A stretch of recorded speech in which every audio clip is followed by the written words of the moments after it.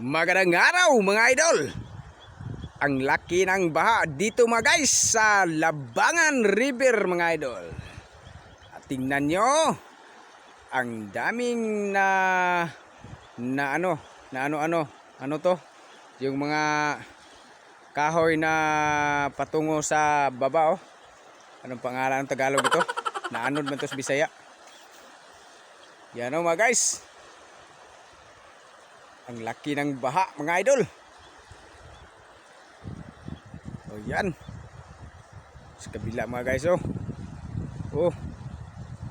May kalabaw doon Malapit nang ng tubig. Malapit na sa tubig mga guys. Sobrang laki talaga ng baha mga idol Yan ang tubig Parang tuba ang kulay. Ito mga guys, ang laki ng baha. Siguro malaki yung ulan sa ibabaw mga guys, kaya malaki din ang baha dito sa baba. Ito mga guys, ang laki ng ilog mga guys. Ayan Yan, may mga tao doon Sobrang laki talaga. Nakakatakot ang tubig. Ito ang resulta mga guys. Wala nang mga puno doon sa ibabaw mga guys. Naubos na. Kasi pinutol ng mga tao. Tingnan nyo mga guys lumaki na yung tubig. Kung marami pang kahoy doon sa kabundukan natin, hindi sana ganito kalaki yung baha. Ito, diba?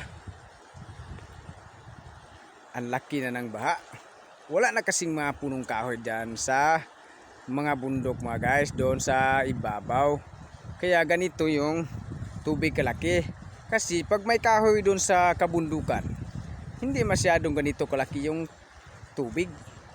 Kasi masasangga lang ang tubig sa mga punong kahoy. Dito, tingnan nyo yung mga tao na palaging pinuputol yung mga kahoy Diba? Ito na yung resulta. Ang tigas kasi ng ulo. Sinabi ng huwag putulin yung mga punong kahoy.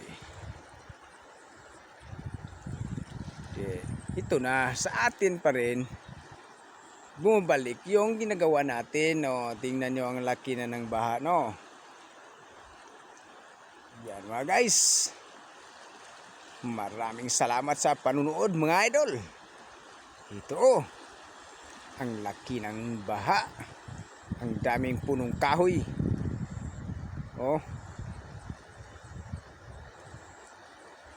Ayan, maraming salamat mga idol.